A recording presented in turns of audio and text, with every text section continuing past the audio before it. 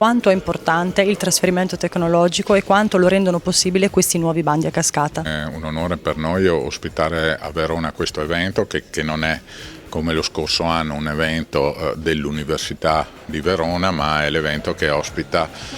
tutti gli spoke dell'ecosistema INEST e quindi tutti i 9 atenei del nord-est assieme a tutto il sistema produttivo delle aziende che si appresterà ad aderire a questo secondo bando che è già fuori e per il quale hanno tempo fino a inizio luglio a presentare i progetti di finanziamento.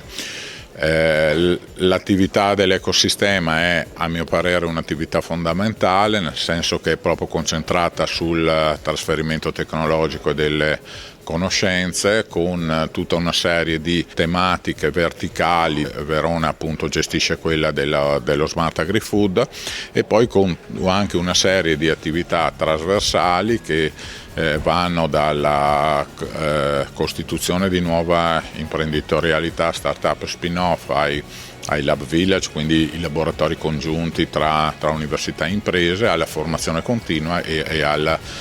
coinvolgimento della società civile. Nel primo bando hanno aderito 45 imprese, i progetti presentati sono stati 22. Un importo totale di 21 milioni di euro a disposizione dell'innovazione sul territorio e nel Mezzogiorno. Cosa ci attende per il prossimo anno o quasi 2 anni a venire? Se i risultati sono come quelli del primo bando,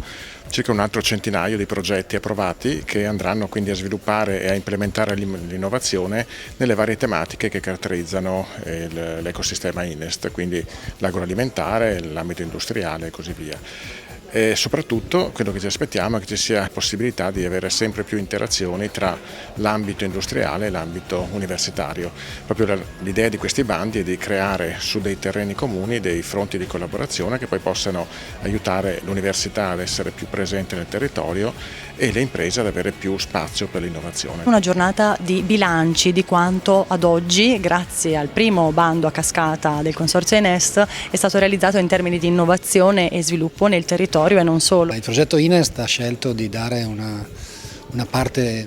fondamentale del finanziamento. Su 110 milioni, 43 milioni sono per i bandi riservati alle aziende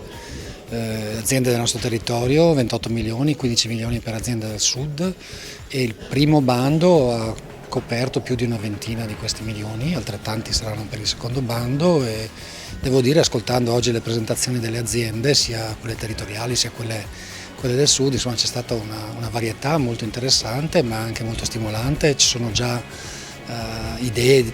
per come lavorare assieme su questi temi da parte delle aziende, da parte dei ricercatori presenti. Molti di questi sono giovani ricercatori che abbiamo reclutato attraverso questo progetto, per cui insomma, le premesse per un lavoro molto interessante nei